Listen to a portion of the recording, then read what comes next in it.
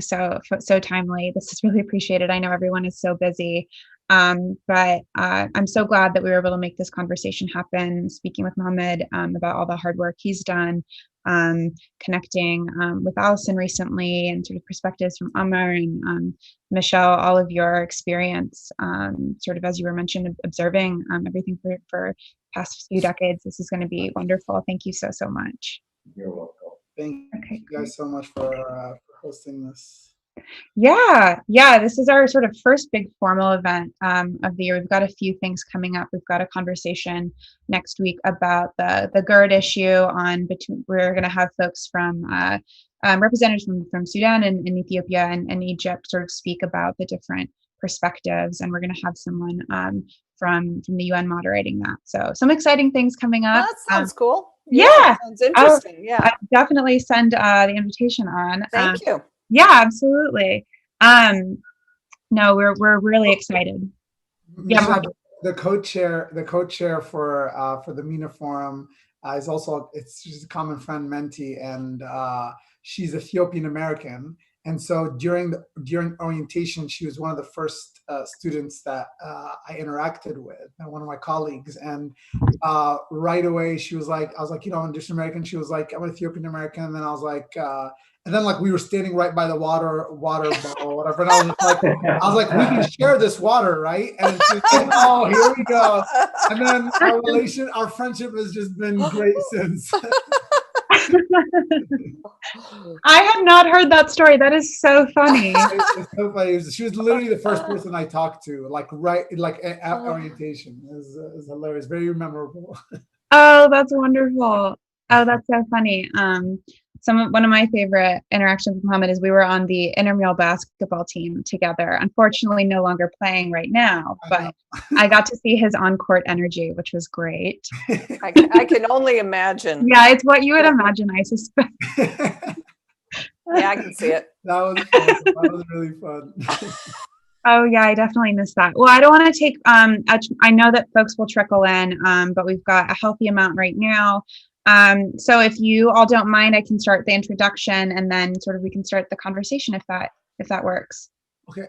Did you guys? I think that did we do the live thing? Yeah, I can. Let me check that out. Let me go on Facebook. I'm gonna share. Okay, it's live right now. So if you guys, I'm gonna what's it called? It's live on FI's Twitter. So it is, yes. Okay. Great.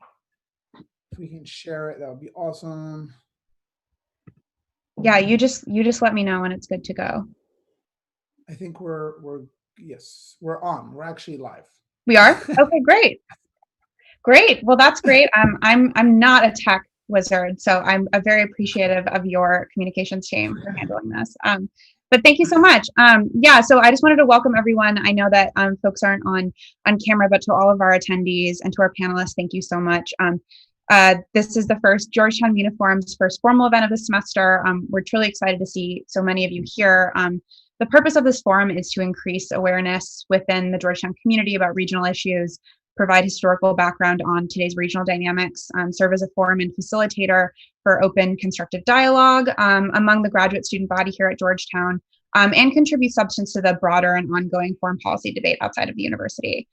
We are thrilled to be co-hosting this event with the Freedom Initiative, which you will all be able to learn more about today from our esteemed panel. And I would like to now introduce the panel, after which I will turn it over to our today's moderator, Allison McManus.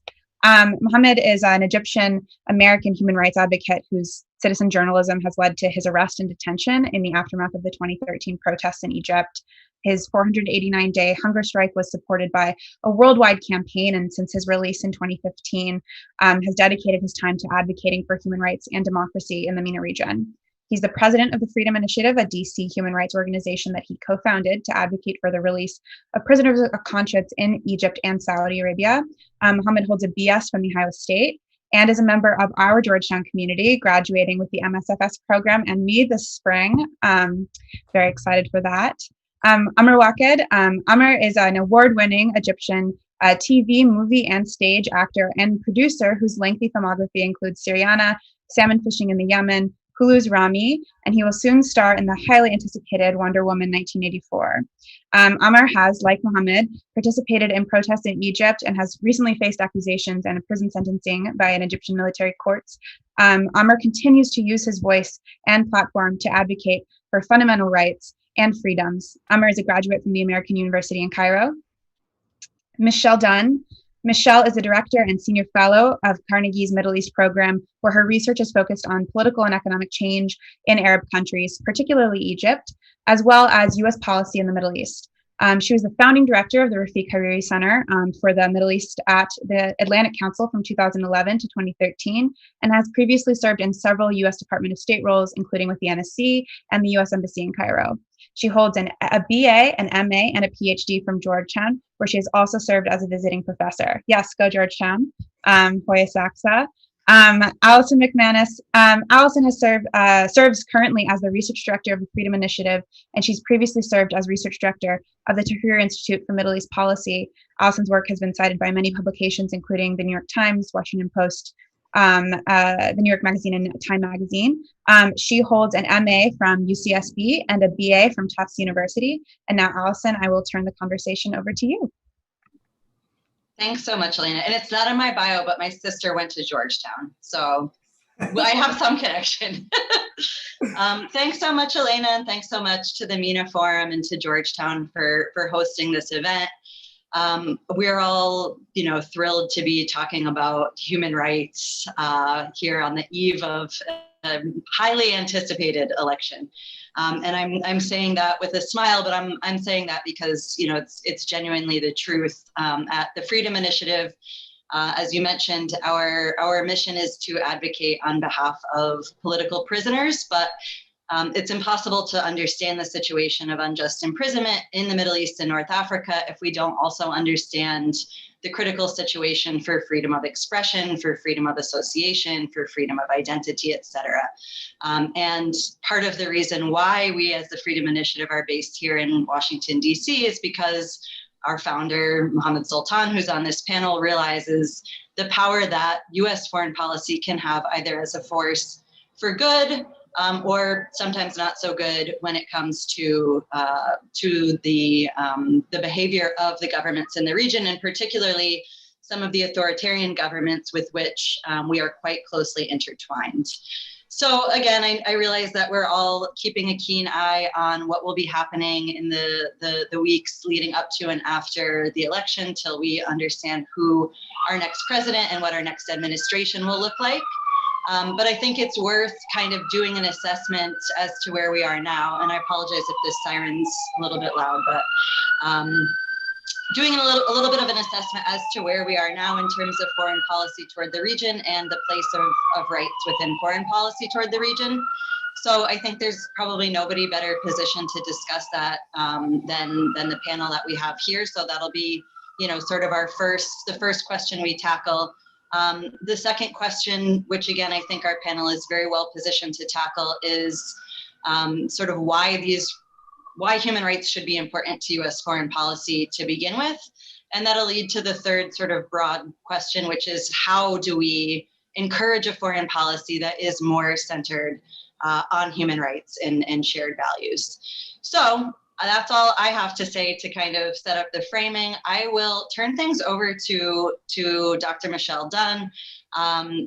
Michele, I'm really curious to hear from you. I know we were discussing a little bit before the panel started, kind of, what our time frames look like as we start to look backwards in time, but particularly thinking about 2011 as sort of this marker and hope for change, both when it came to dynamics on the ground, but also potential, say, reset in terms of U.S. foreign policy toward the region. Where do things stand now? Do you have any observations as to sort of trends and developments when it comes to the U.S. role in the region over the past, say, decade? Thank you, Allison, and thanks for including me in today's event. I want to say I'm really honored to appear here alongside three people whose work and whose courage in standing up for human rights I really respect. So, as you heard from my background, I'm a former American diplomat. I worked for the State Department for almost 20 years, almost all of it on the Middle East, and served in a couple of different embassies in the Middle East. And so, look, we can go into the basics about why Americans should even care about human rights in other countries and so forth. But I just wanted to make a few sort of practical observations about what I saw as being an American diplomat and working on these issues. And what I saw over the years was that, and I go back well more than 10 years with this, is that there were always competing priorities, right? I don't really like the interest versus values sort of prism for looking at this, because I actually think that promoting human rights is an American interest. So I see it more as competing interests, competing priorities. There's also something very much about short-term versus long-term interests. But what I often saw was that there were other things, like before I became involved in the State Department, or maybe at the very beginning, there was the Cold War. There was ensuring access to oil in the region. There's always been, defending Israel, making peace between Israel and Arab states, counterterrorism, of course, especially after 9/11, counter-proliferation efforts, including the effort to make a deal with Iran, and then sort of the general militarization of US policy, whether we're talking about interventions, military relationships, arms sales, all of these things kind of really, often took priority over the US promoting human rights in the Middle East. If we look at the last 10 years, to generalize, I would say that the Obama administration was good, not perfect, but good when it came to rhetoric on human rights in the Middle East. Not very good when it came to using US influence to advance those rights. And I do think the Obama administration sacrificed human rights in big ways in the Middle East with massive fallout. I'm thinking here of the approach the Obama administration took to Syria and Yemen, particularly, each of which in some ways was sacrificed to the priority of making the nuclear deal with Iran. Okay, those are complicated issues. We can discuss them more, but in a basic way, I do think that human rights interests in those places were sacrificed for the deal with Iran.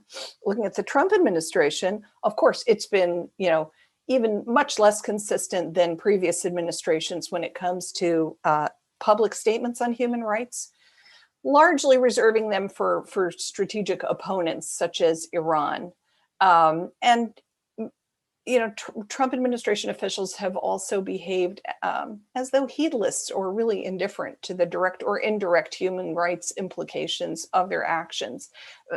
Just to name a few, I think the suffering caused by the travel ban against Syrians, Libyans, Yemenis, Iranians, Somalis. I've seen a lot of this myself. Of course, the human rights violations in Egypt, amidst President Trump's strong support for Sisi, and of course, in Saudi Arabia, the shielding of MBS and so forth. Now, should President Trump be reelected? I think we'll see a continuation of that approach. And I'm also very concerned about an escalation of human rights abuses in certain places, for example, against Palestinians, related to the Trump plan and what may happen. Should there be a Biden administration? They've already promised a more principled foreign policy, more interest in human rights, and I think we would see a return to a rhetoric similar to that of President Obama. Vice President Biden has said that he'll reverse the Muslim ban. He will re-examine the relationship with Saudi Arabia. He will give no more blank checks to Sisi and so forth. But I hope that means that a Biden administration would be more nimble and more strategic than the Obama administration was, about how to stand up for the Middle East while also pursuing other interests. I think, I was one of a number of people whose sort of antenna went up when I was a little bit concerned when Senator Harris said during the vice presidential debate that Vice President Biden taught her that foreign policy was all about relationships. Now, probably there, she was really referring to the need to repair relationships with key democratic allies in Europe, North America, Asia, and I very much agree with that. But I think there's also a lot of scope for misunderstanding the nature of US relationships with other countries, and specifically in the Middle East. I just want to end with asking two questions about that. So, with whom is the relationship? That's what I wanted to ask. Is it government to government only? Is that the relationship that, the relationships that foreign policy is all about? Or is it a relationship on the part of the United States with people too, with citizens? And as we know, in the Middle East, there's just huge gaps between citizens and governments, which makes it very difficult for the United States to figure out how to conduct those relationships.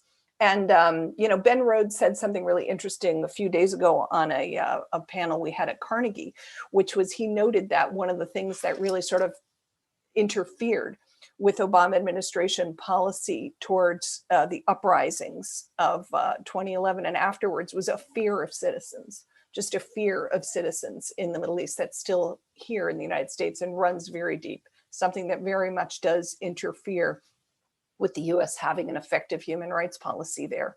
So, with whom are these relationships we're going to have, and what kind of relationships is it? So if we even just look at the government to government relationship, there's been this pitfall, I think, of wanting to see these relationships as with states in the Middle East as partnerships, rather than as the transactional relationships that they really are. In my view, the United States can't really have real enduring partnerships with other states that don't share our values in fundamental ways, and certainly not with states that abuse human rights on a large scale.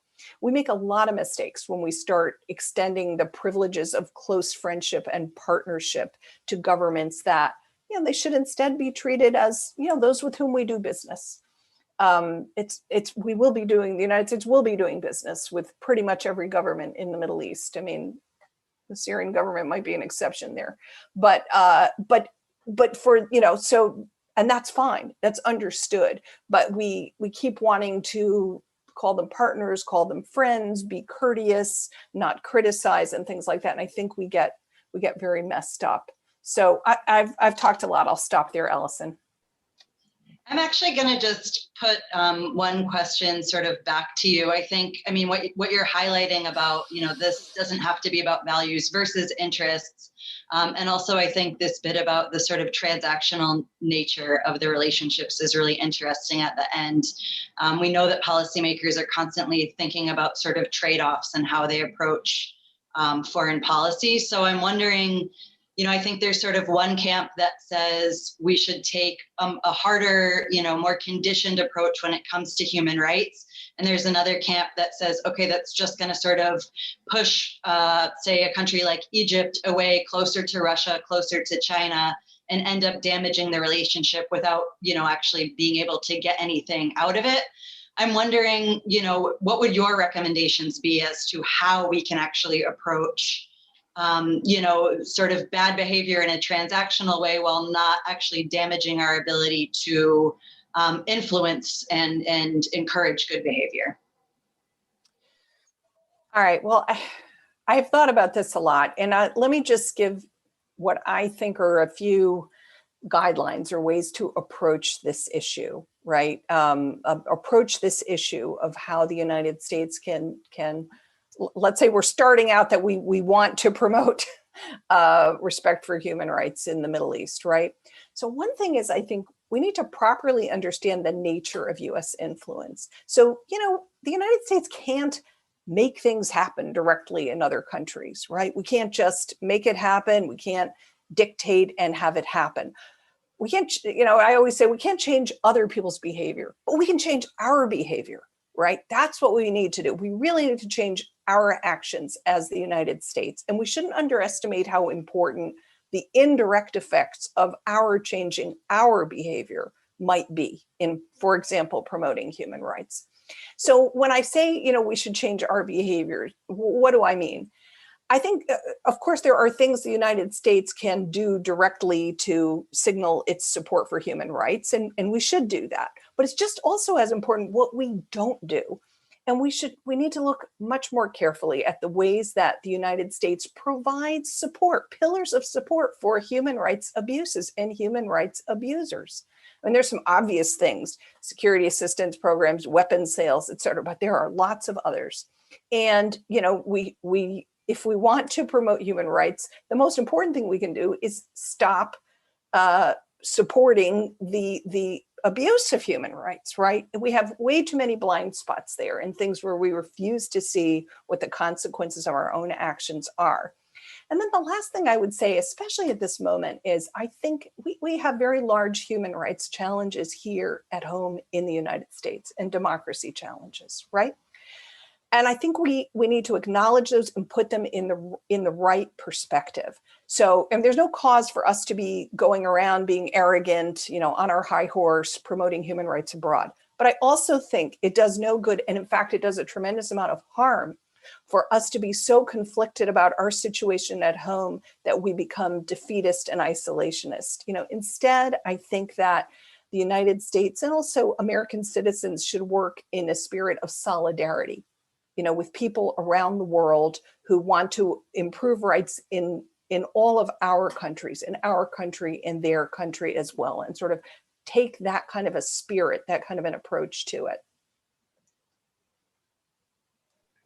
Thanks so much, Michele. I mean, I think this gives us a nice setup for sort of what an ideal foreign policy could look like, and also a nice segue as to how do we think about advancing that? And particularly, you know, it's something that we've talked quite a bit at Freedom Initiative about is, you know, some of these kind of shared struggles and, you know, opportunities for knowledge sharing amongst civil society, whether that's regionally in the Middle East and North Africa, but as we're increasingly seeing some similar trends here in the United States as well. So I'll take that opportunity to sort of transition a little bit to, you know, what is our role as members of civil society? And I don't mean that narrowly confined to, say, the NGO space that we typically think about.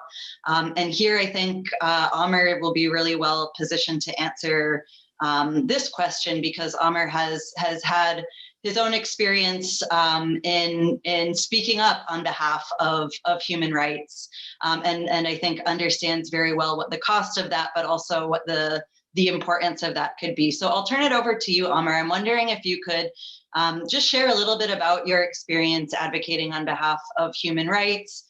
Again, what some of those costs may have been for you, and what you think sort of the continued role that we should play is about raising these issues in the public sphere.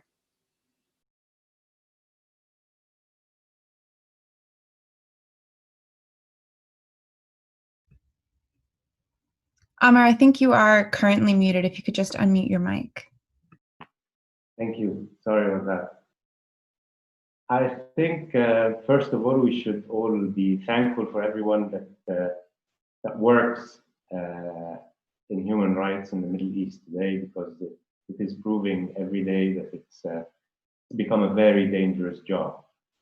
I think it's an important issue when it comes to our stubbornness in standing up against all the oppressions that humanity is suffering in our region. And I think the very first thing is believe what you are doing and continue doing it, and do not get depressed or disappointed by the results that might be very small victories against very big losses. I personally have lost a little bit of certain privileges in my life because of that. I did not expect it to come all the way to this kind of price, but when I look back at things, I think I've always thought I've done the right thing, and I think if the time would go back again, I think I'd possibly do more. Maybe learn from a few mistakes here and there, but never actually drop out of that struggle of, no, you've got to win for this. This is not something that you are doing for yourself. It is you're enabling an environment that is much needed, and I think it's in the best interest of everybody, not just the Egyptians or people in the Middle East or the United States. You know, I think eventually the global population needs this, so that we all can become educated people who can choose and who have an opinion and who can interact positively with one another, as opposed to isolate and fear one another and have to become violent against ideas, as opposed to defending yourself. And the result is more polarization in the whole world. It's not just in the Middle East. And everybody starts building their camp that isolates them from the other. So it's really important, the role that civil society is playing in that formula of breaking this isolation and bringing out what's hidden, and it's that makes these little or small victories in our path that no matter how small they are, they're a victory that you cannot go back and fight its battle again, because it's finished, it's behind you, and you've achieved that. So I think it's persistence, number one. And number two, maybe start working and organizing civil society across the world to draft, maybe, I don't know, human rights score designation to all countries, and based on these designations or scores, then the international support for these countries will be dictated. So if you were a country that has a bad human rights record or bad rule of law record, then the investments that should be done in this country should include maybe transparency projects that have to do with transparency, projects that have to do with educating and training people who can monitor these countries, like civil society personnel and employees that can actually write reports on what's happening on the ground every period, and basically tie that, not have that situation where everything is going wrong except for weapons sales or a temporary stability, that sooner or later, because of the issue of human rights, there will be an explosion. And that moment, if it ever comes, then your interests are far more at threat than if you negotiate how these countries are using your aid and how they are investing in their solutions for these problems. So I think all of this the civil society can work on. They can really form an alliance or a front and start pressuring bigger countries to start rolling that ball, the ball of designations for certain countries or all countries, and these designations would guide us in foreign policy after. Great, thank you so much, Amr. And I also wanted to thank you so much for using your platform and your voice to speak on behalf of human rights. I know that you recently signed the Freedom Pledge. That's an initiative of Freedom First to use your platform to lift up voices of freedom, and it really means a lot to have your engagement on these issues. And I'd like to build a little bit off of some of the suggestions that you made in terms of bridging this gap between what it is that civil society does in terms of documenting or assessing or providing an analysis of the human rights situation, and how that could be used to drive policy. And so with that, I'll turn it over to Soltan, because I think this is very much a space that his head's in, and I know that he and I have had many conversations about. Soltan, what do you see as the role of civil society, as the role of advocates in pressuring for more consideration of human rights? What tools do we have at our disposal, and what would you say has worked or hasn't worked in terms of advocacy? Thank you so much for that, Allison. So, I mean, I think what obviously Michele and Amr have sort of gone through, there is a huge role, and we are very, very fortunate to have the platform that we have today to talk about these issues. Civil society actors in Egypt are at threat of prison, torture, and forced disappearance, if they were to convene, something like this and have a conversation, a public conversation about the role of human rights in the public space. And so, small things that we take for granted, being in the place that we're in, having the sort of contacts and the sort of reach that we're able to have, we're in a much better we're privileged to have that. And so understanding that first and foremost, and understanding the context you work in. And I refer to Egypt as obviously the place of my birth, the place, that I was imprisoned in, a place I love, a place that I was forced to recuse my Egyptian citizenship in exchange for my freedom for. And a place that I still hold a lot of regard for, a place that I follow almost every single day.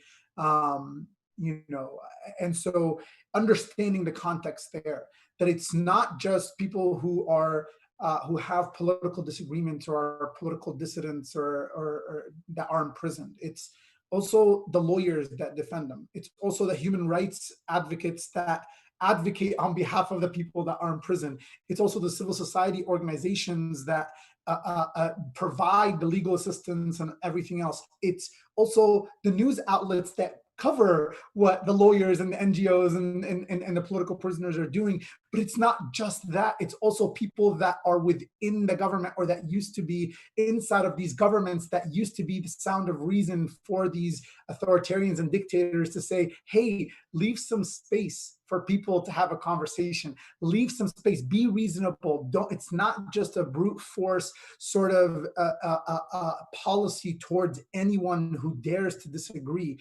And because of this unprecedented sort of trajectory that we've seen, both, and I say Egypt, and I keep going back to Egypt. Our organization works on Saudi Arabia as well, and others, but I'm talking about Egypt because of both the historical and cultural and influence that Egypt has had historically on the entire region, and how other dictators and authoritarians are watching the way that Egypt is dealing and the way that the European Union and the United States and others are approaching Egypt. And so understanding the context there, and then also understanding the context of the place that which we're advocating in, I think is extremely important. I think, the point that obviously both Mohamed and Michele sort of talked about, how do we promote human rights in an effective way? How do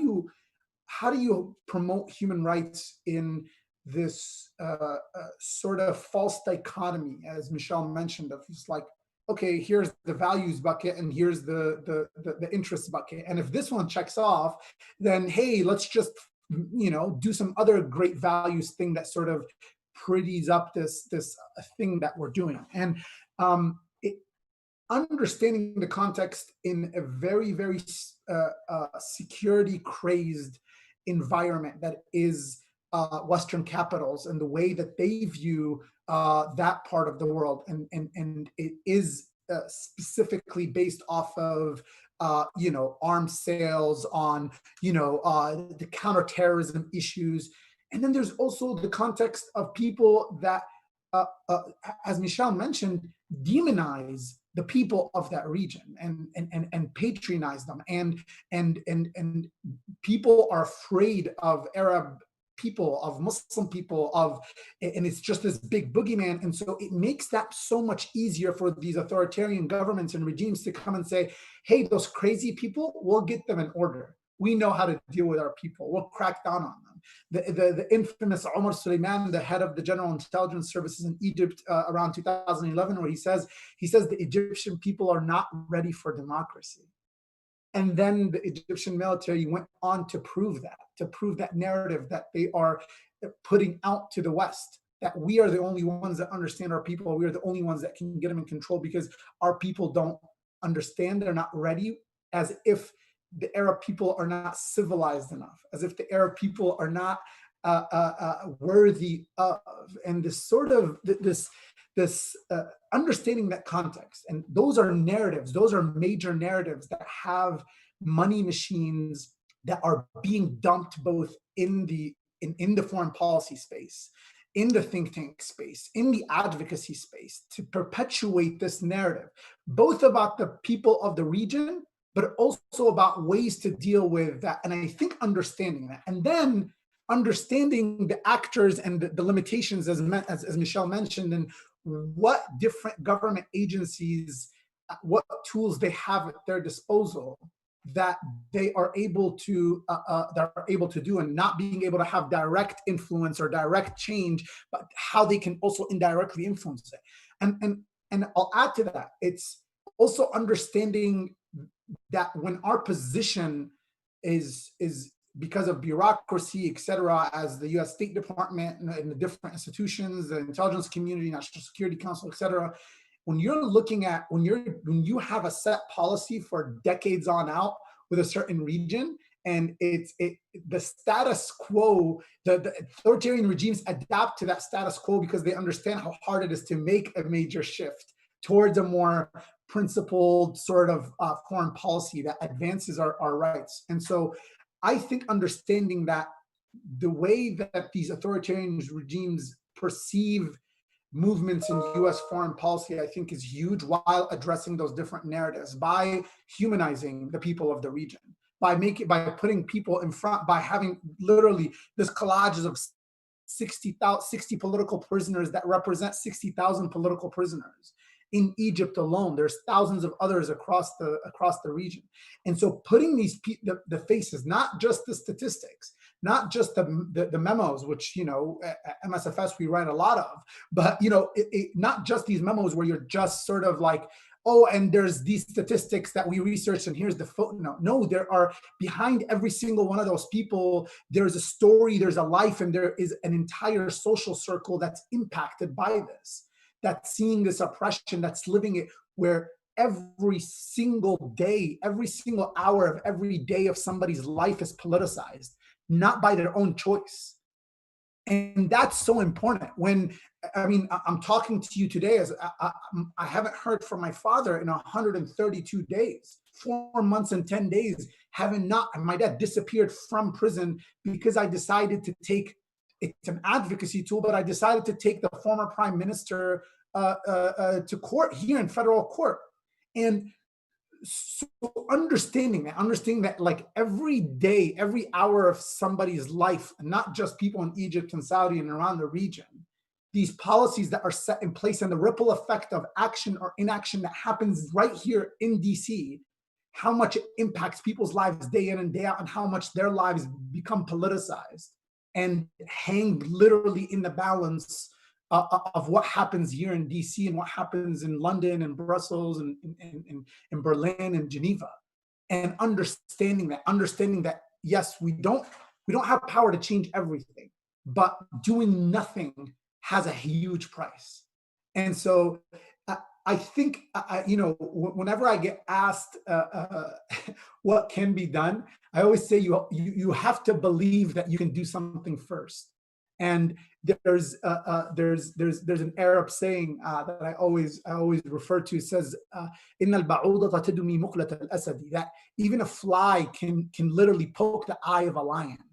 And somebody, I think somebody had also, like, if you think that you're too small to do something, you've never been in bed with a mosquito. And so believing that as individuals, as people in these prestigious programs, people in DC that are in these like think tanks, etc., understanding that you could do something, that every marginal thing is chipping away at this narrative about the Arab people, about the region, and then the approach will come, because we have a lot of influence and leverage that we can do. And I'll stop blabbing here. Sorry about that. No, thanks so much for that. And you know, it strikes me, I know that you brought up this, the issue of the letter. I mean, there was a letter that was recently released where 56 US lawmakers from both chambers of Congress condemned the unjust detention of a number of political prisoners in Egypt. what strikes me about that is that there were some key names on there that are in, committees that are relevant to foreign policy, but there were also a lot of names that don't necessarily have a foreign policy portfolio. And in hearing you talk a little bit and knowing your story, I mean, I think it's, we always think about the sort of the interests when it comes to foreign policy as being those, many of those that Michele mentioned at the beginning of the discussion that are related to our national security, et cetera. But I think a lot of times we fail to think how many American citizens or residents or those who come and study here or who spend time here are personally affected as well. I'm wondering to what degree you think that the letter that was released sort of represents a wider understanding of that impact versus Americans in general, perhaps due again to some of the reasons that Michele mentioned, having a bit more awareness about the implications of human rights abuses. I know that there's probably not a hard answer to that, but I'd be curious, Soltan, to get your thoughts on that. I think that the letter and the letter was also paralleled by 220 European Parliament members that also raised individual cases in the issue of political prisoners, of systemic political prisoners. I think it is the relentless work of human rights groups and NGOs and advocates and scholars that have been talking about this issue nonstop. I think this is the culmination of that. I think that more and more people are paying attention, more policymakers are seeing that this is a systemic issue that needs to be addressed and needs to be part of a serious conversation that needs a solution soon. I think this letter, and what it signals also days before the election, the sort of timing, days before an election where a lot of Democratic leadership on the House side and on the Senate side signed on to this letter. I think it signals, very, very strong signals that are felt in Egypt. There was an Israeli think tank that put out a piece today about how there is a lot of fear within the Egyptian leadership now about what happens if a Biden administration comes. And I think those signals are good in themselves, even if it's, I think it sets up the posture for a possible change in a much better way than the current status quo, where there's not just a blank check, there's a complete just overlooking of egregious human rights abuses, where an American citizen, for a president now who takes such pride in freeing American citizens, where an American citizen can die in prison after the vice president and Pompeo speak on his behalf, Mustafa Qasim, and to die in prison and not to have a single repercussion, to have other family members of American citizens and other family members of human rights,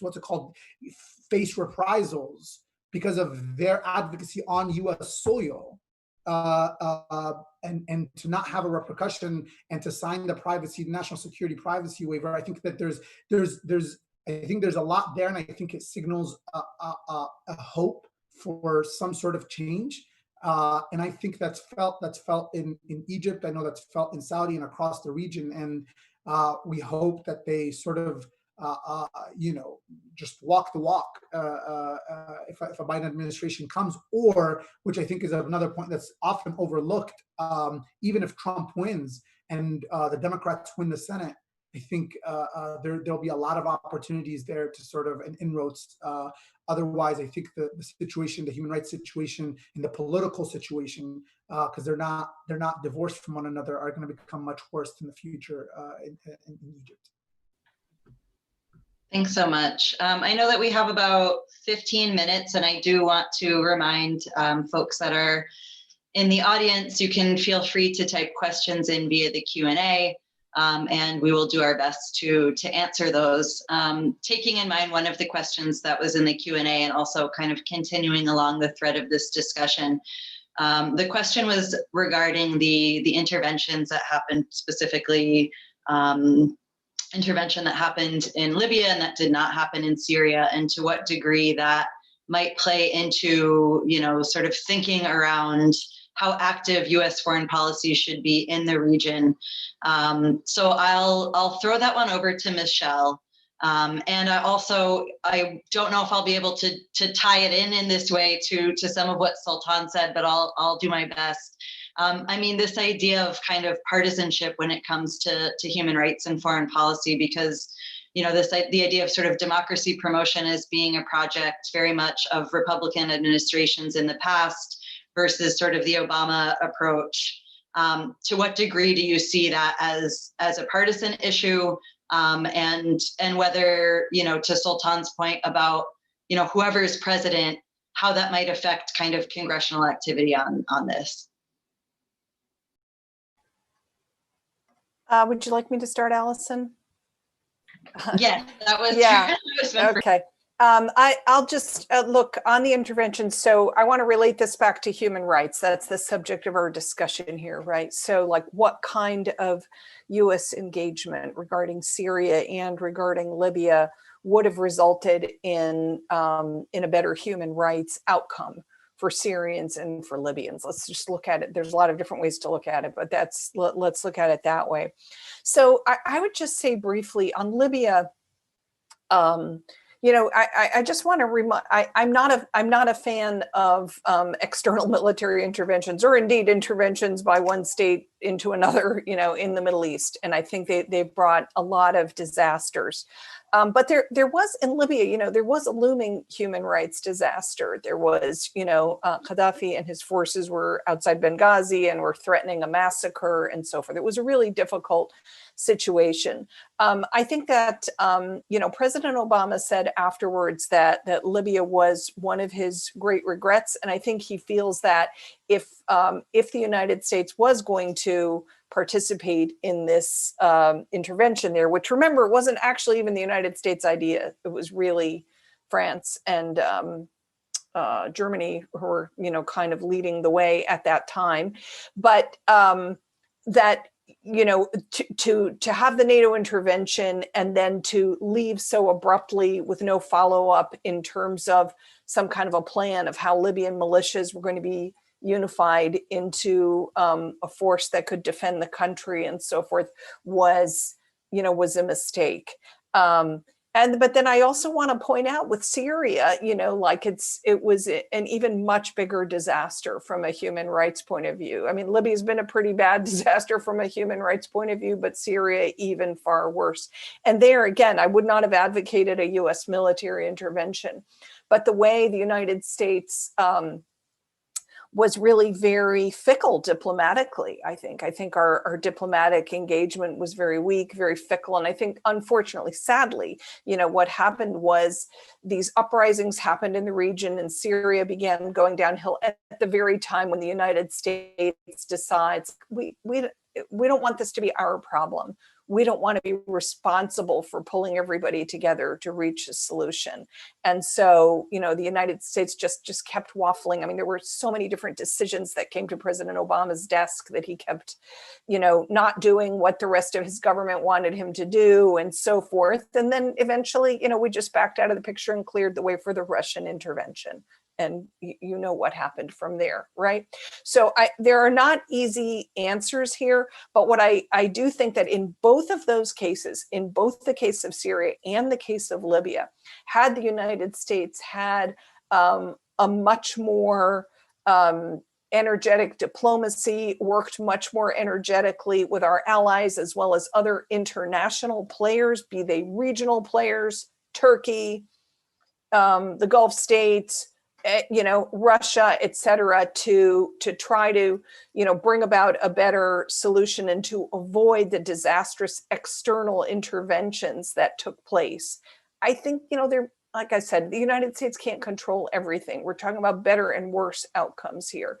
I think we could have had a somewhat better outcome. And I'm hoping that, then I can say this, I think whatever administration comes next, a Biden or a Trump administration, they're not going to be eager for military interventions. The question is, how are they going to see things like using diplomacy, unlike some of the other things we've talked about, like arms sales and security assistance programs and et cetera. I do think they're going to be pretty different on how they would use those tools in the Middle East going forward. And that has implications for the human rights outcomes in the region. Thanks so much, Michelle. So we have another question that's related to business in the region. And I think that this is sort of an arm of, we could say, civil society that's not often explored when it comes to human rights promotion, but maybe a little bit more so in sort of the era of corporate social responsibility, et cetera. Amr, I know that you had mentioned in your remarks, this idea of engagement at various levels based on a country's human rights record. I wonder if you could speak to that idea a little bit more, whether this comes to sort of, your industry in film and TV or other industries, say in tech sector, et cetera. Do you think that businesses have a role or responsibility to play in promoting human rights in the region? And Amr, you're muted again. We'll just want to unmute your mic. I think, yes, of course, business has a role to play, and there are many multinationals that operate in Egypt that have a corporate social responsibility requirements. And I think basically if any of these corporations is going to start to talk about human rights in Egypt, particularly because I know about Egypt, and I'm pretty sure around the Arab world as well, I think they're risking a lot of their business, because that's not exactly what the government wants them to be behaving like investors. So I was more talking about countries that offer aid, like the United States, like Europe, like first of all, there are a number of issues where this aid can be exported, because it's also useful for the country that gives aid to give the aid. So in terms of economic growth and all of that.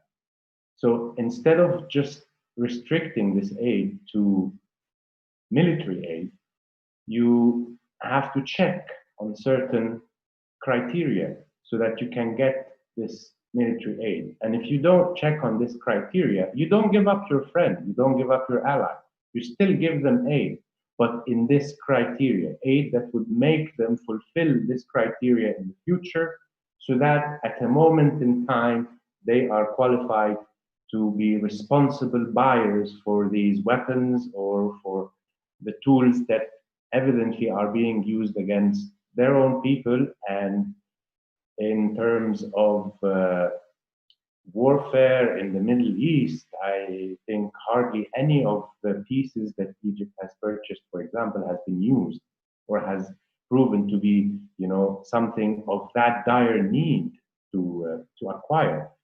So basically, segregate the military aid that you give to dictatorship systems or regimes and condition it on the liberalization of these regimes from that dictatorship, so that one day we don't face another Syria in Egypt, or another Libya in Algeria, or another, because this is also a result of desperation, when you have all of these human rights issues that are not addressed and are piling up, accumulating at a certain moment in time. This is scientific. This is not something that, it's not a prediction. It's a cause and effect. At a point in time, there will be an explosion, and that explosion, we are never ready for it. Nobody is ever ready for what will happen after a big revolution. So that is, I find, more responsible on how you deal with your support to your allies, and as Soltan was just saying a while ago, that there is more to foreign policy than just someone that tells you that our people are horrible, and will protect you against them, because we know their keys, and you know what? Yes, they know their keys, and they're keeping that threat under guard, so that they threaten the countries that support them. And that vicious circle has to end, and it ends by the responsibility of the people who are supporting the dictator. Dictators have some, usually they have a certain psychological need or psychological complex or something that is affecting them negatively, so that they become like with a psychological issue. But not any government that supports them have a psychological issue. So we need to just be coherent with our principles in when we call someone an ally, when we call someone a friend. Do we mean that person sitting in power, or do we mean the people that he's crushing? Thanks so much. Thanks so much. And I'll sort of pose that question to you, Soltan. I know Amr touched on sort of conditionality on U.S. military assistance, and I know that that's definitely one area I think that could use some rethinking, and where we've pushed for some rethinking. But also, I mean, the question of arms sales when it comes to Saudi Arabia is another area where perhaps we're not providing, taxpayer-funded assistance, but where we've seen some efforts to increase kind of conditions on that. And similarly, when it comes to surveillance technology, or other types of tech that may be used in human rights abuses, I guess my question is, to what degree is this, obviously these sort of economic incentives, carrot or stick, are important, but where do you see opportunity for businesses to play a role, versus where do you see an opportunity, say, for government to play a role in regulating how those businesses operate in the Middle East?